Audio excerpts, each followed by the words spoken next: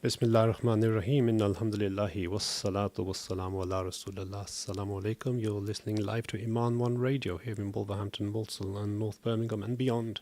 Alhamdulillah, we've got the British Muslim Trust with us today at Yusuf and Company, and we are discussing the whole issue around Muslims being victims of crime. We're having a little bit of an overview of how once, God forbid, any of us, our Muslim community, were affected by crime or some type of antisocial behaviour, what are the processes? What do they need to do? And how is it critically important? First of all, obviously, if it's an emergency situation, phone 999 and get the help from the police.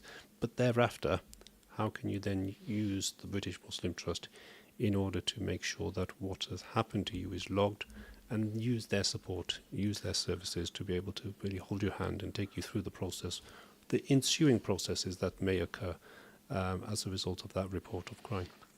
Yusuf, We've got Brother Nasser Iqbal in the studio with me. I've got Sister Tara Baloch, who's the campaign's research officer. Brother Nasser Iqbal is the West Midlands Regional Coordinator. And they're live on Iman One with us. Yes, Brother Nasser, you wanted to say? Yusuf, can I just recap on a question that you asked earlier? The journey of when someone reports a crime to anti-Muslim hatred. Okay. When someone reports anti-Muslim hatred to the British Muslim Trust. If you do that, but please also focus on what happens with the data, because we're quite interested in that. Can I also ask you to please move closer to your mic as well? So can you hear me now, yeah? Better. So the first thing is someone will report they'll share their experience confidentially through a secure reporting system by phone or in person. Within 48 hours, our team will review your case and develops a tailored support plan, and that includes a professional assessment, a risk evaluation and a support plan creation. And then the third part is about emotional support and practical assistance, so you can access comprehensive support from our dedicated team or our partners. And then fourthly, what we do is about building long-term resilience through community connections and ongoing support programs. So one of the things that we focus on is outreach, whether that's with our masjids or community associations. So we actually do provide information sessions or briefings to communities. But for our masjids, we do mosque security training, because in recent times we know that mosques have been a target for perpetrators. We also do professional risk assessments as well, and people could access that information through our website, which is www.britishmuslimtrust.co.uk, and my colleague Tara on the line will talk about what happens with the data. Okay, so let's just repeat that website address, which is www.britishmuslimtrust.co.uk. britishmuslimtrust.co.uk. Listeners, please do get a pen and paper ready, because throughout the rest of this short program we will be continuing to repeat that, and so you can note it down, britishmuslimtrust.co.uk.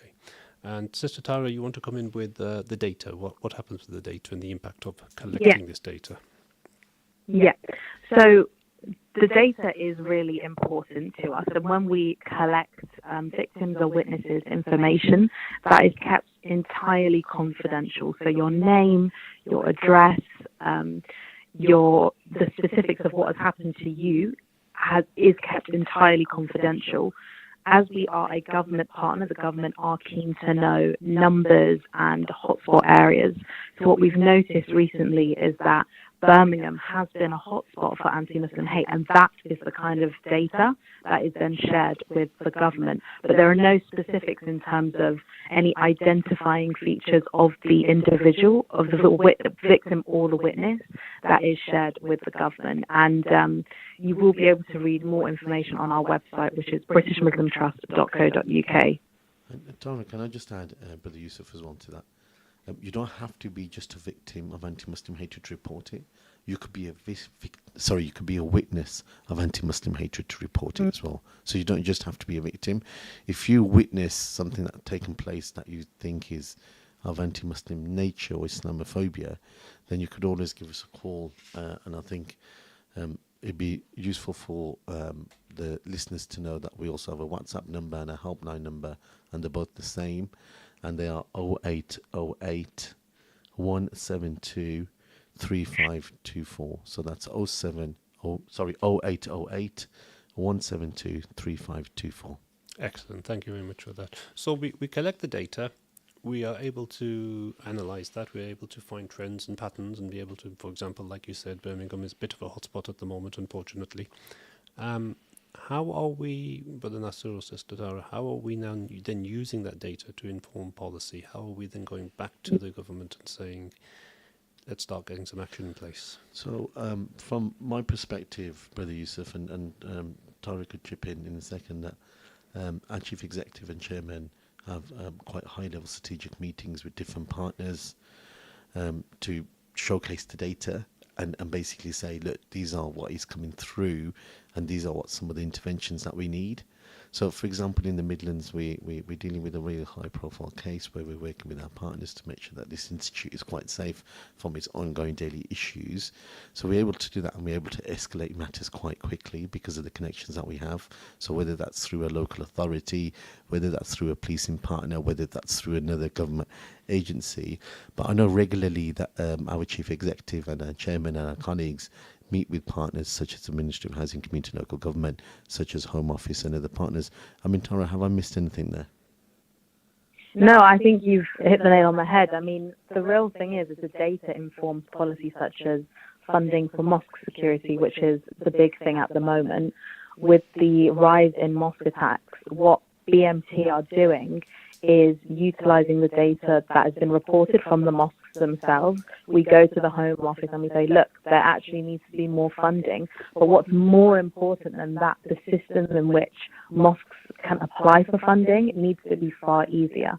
At the moment, there's a lot of hoops that need to be jumped, and because mosques are feeding this back to us directly, and we have a direct connection with government departments such as the Home Office who organise the security fund, we're able to say, you know, things need to be better so that mosques can access funding. That's really the role in which data plays to inform policy. And can I give an example of some of that work that we've been doing in Warsaw? So one of the consultants that we work with for the British Muslim Trust has spent a day with us, and we went to various masajids in Warsaw, and we're doing a practical thing of doing risk assessments for the masajids, and he'll be providing a comprehensive report on the steps that they need to take to ensure that the buildings are safe.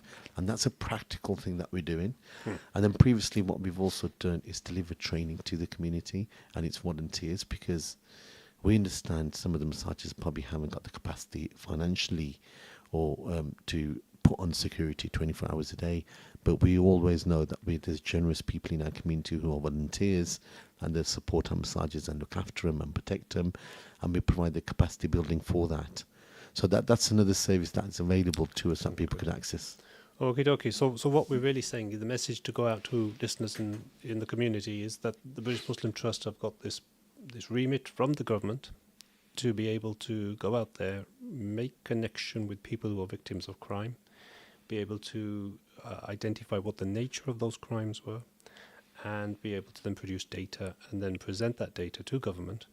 But not just that side of it, they are also directly linking with communities, individuals and mosques and masjids with an aim to provide support for the prevention of crime, with an aim to actually guide them through a particular incident that may have occurred and actually support them with regards to what may be the ensuing steps, going to the courts, dealing with witness statements, dealing with the counselling possibly, which they require. And so this service is really there for you. And what's actually imperative, what's very, very important for the community is to engage with it. Because if you don't engage with it, number one, the service therefore isn't being used. But number two, the extent of the crime that we are facing as a result of all of the problems that exist in society, the extent of that crime is not going to be coming to the fore. People will not be able to recognise it, and therefore will not be able to provide support and services towards it. And Yusuf, can I just add to this? I think it's really important.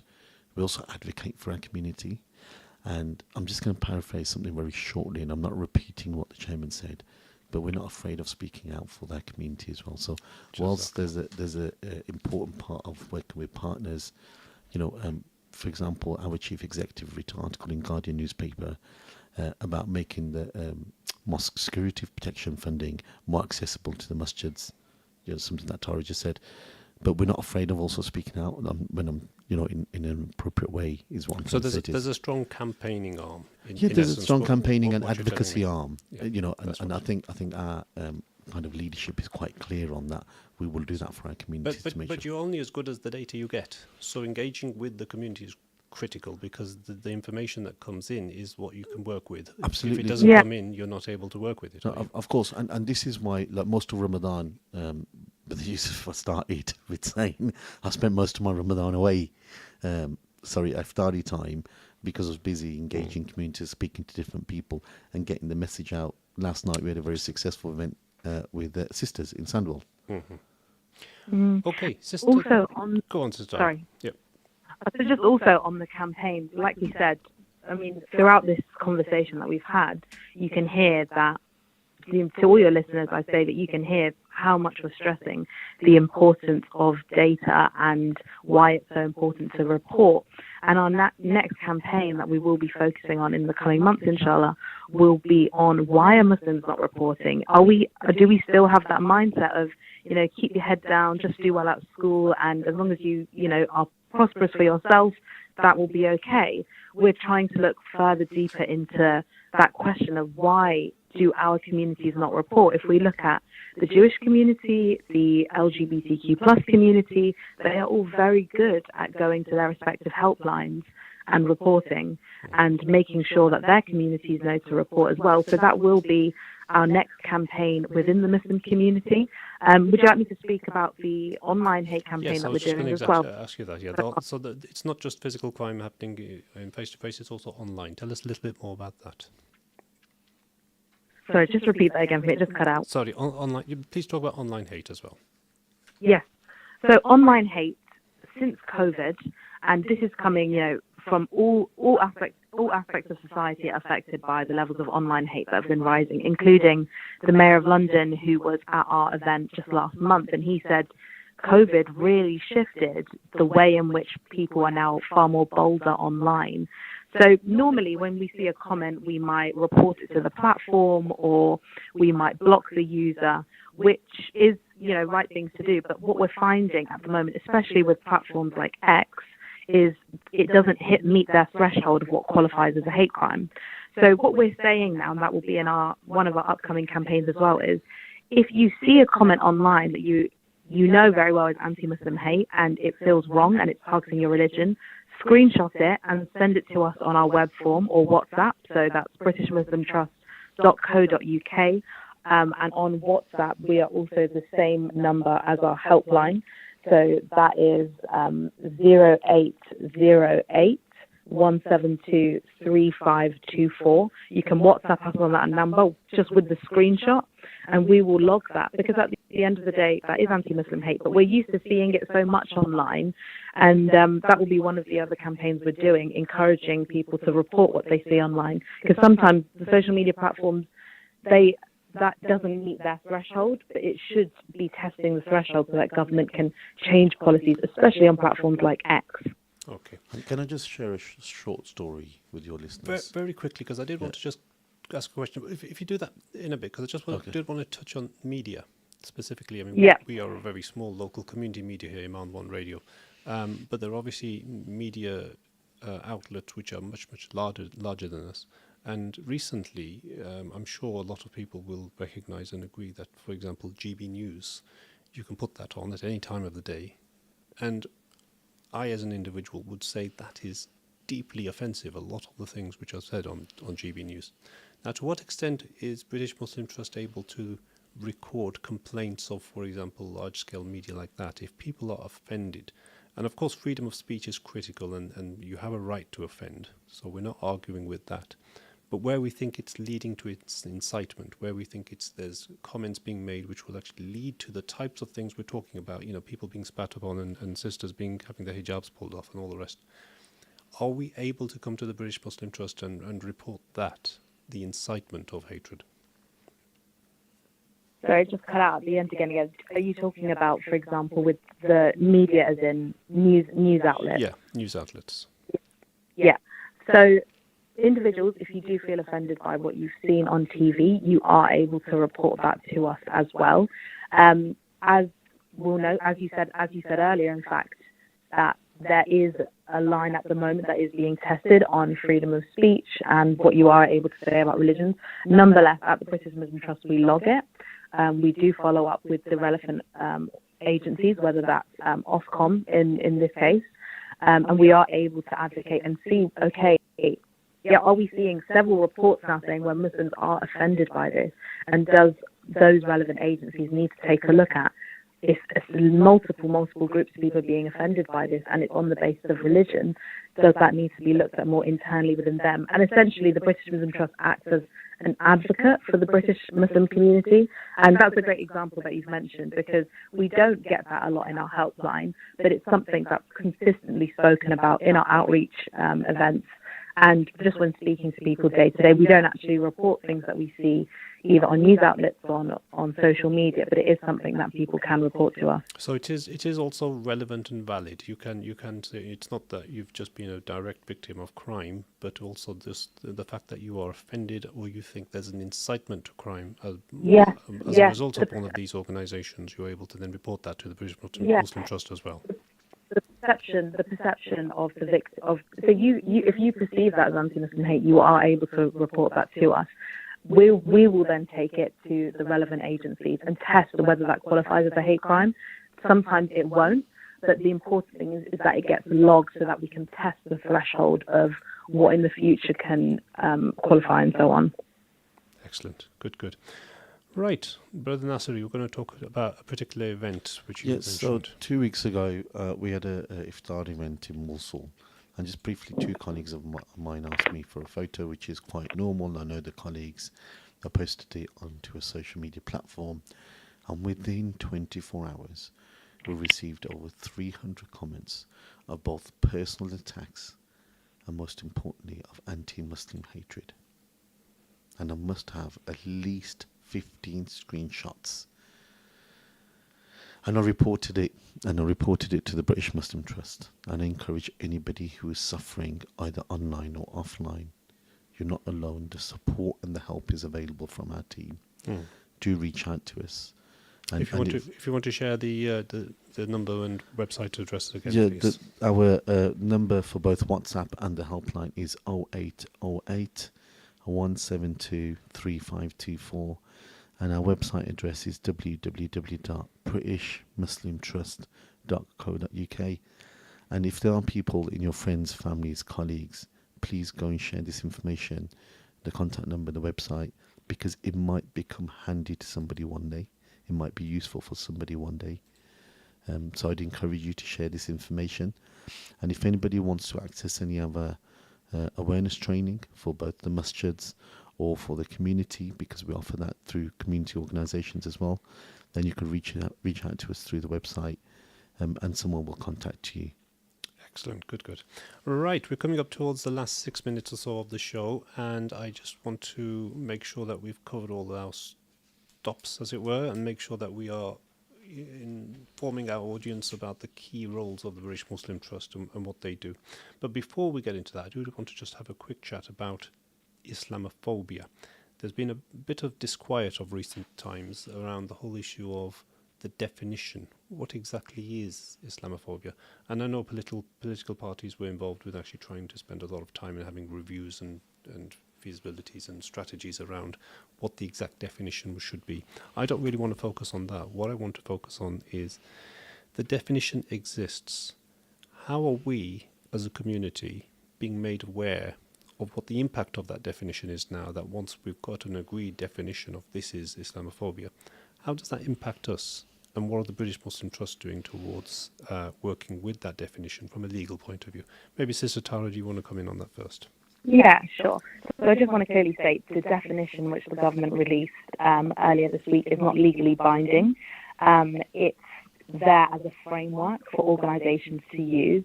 But I mean, it's a first and welcome step in the right direction. Okay, we haven't had this before. Previously, people were using the APPG, the All-Party Parliamentary Group definition of Islamophobia. But we're welcoming this definition that the government has released. And in terms of how that affects people day to day, I don't know to what extent it will affect the actual incidents. But say, for example, you are at work and your employer wants to find the definition, they are now able to refer to the government definition that has been released earlier this week, which previously, it's quite crazy to believe, that wasn't in place before. But now that is a welcomed first step. And at the end of the day, anti-Muslim hate should never be accepted, but we do need those defining. We do need definitions to help steer victims being able to be brought to justice. So yeah, it's a good first step. There's still a long way to go. But for victims day to day, at the end, their lived experiences are going to be the one that matters. And if they're in organisations where there might not be a clear definition, they're able to refer to this now. Excellent, good. Brother Nasser, do you want to come in with that? So I think it's I'm going to do some of the stuff that the chairman says about it's a step in the right direction. We want to see how this plans out for our community. We're part of some of the conversations. But if it's not working, we're equally going to speak out and say it's not working. So I thought that was a really powerful statement for our community. And I'm not saying that just because I work with BMT, British Muslim Trust. I'm saying that because I genuinely felt that there's a voice out there for us advocating on our behalf. And I think that's really important. I'd agree. I think, the definition is just a bunch of words, isn't it? The impact is, the importance is, what does that definition do for us? How does that actually help us to take us to the next point? And what I would wish to argue is that we really need to have the definition out there, irrespective of whether we agree with it or not. We need to have the definition out there, and we need to critically inform our communities to report. That is, I think, the key thing, because you could use that definition, and if within the context of that, you could argue, well, therefore, I have been affected by, or I'm a victim of Islamophobia.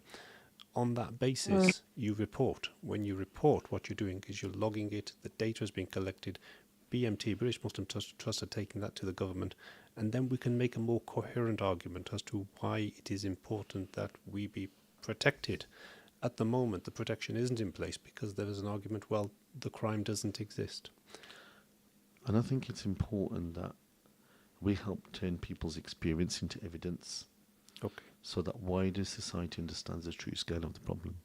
Because I think Tara touched upon it, that we don't actually know the true scale of the issue. We all talk about it, so we're all aware of it, including mine, yours, and Tara's networks. It's a conversation that people have probably on a daily basis. Including talking about migrating elsewhere because of how toxic, how vulnerable they feel. We're coming up to the vulnerable. last minute and a half, so I want to give 30 seconds to Sister Tara on the phone line, and then we'll close on this side as well. So if you want to just give any last key messages to our audience, please. Yes. Thank you, first of all. Thank you so much, everyone, for listening in. The final message I'll give you all is if we don't report, nothing's going to change. And you can report to us on 0808 172 3524 or the British Muslim Trust.co.uk. Thank you. Jazakallah, Sister Tara. And Brother Nasser, last 30 seconds with you. Yeah, my request to everybody listening in is quite simple.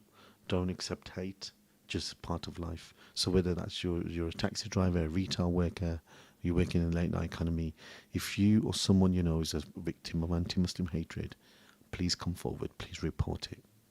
And thank you for hosting us. My pleasure. Iman One Radio is the radio for the local community, and it's here to support your needs, it's here to support your issues, and wherever possible we always try to make sure that the issues that affect our communities are being raised and promoted, and people talking about them on our radio station. So Iman One Radio is your radio. Jazakallah khair, Brother Nasser Iqbal, the West Midlands Regional Coordinator for the British Muslim Trust. Jazakallah khair, Sister Tara Baloch, Campaign and Research Officer for the British Muslim Trust. This is Yusuf and Company. We've got the last 10 seconds of this show in Ramadan. Allah bless you all. Khuda Hafiz. Assalamu alaikum. Fi amanillah.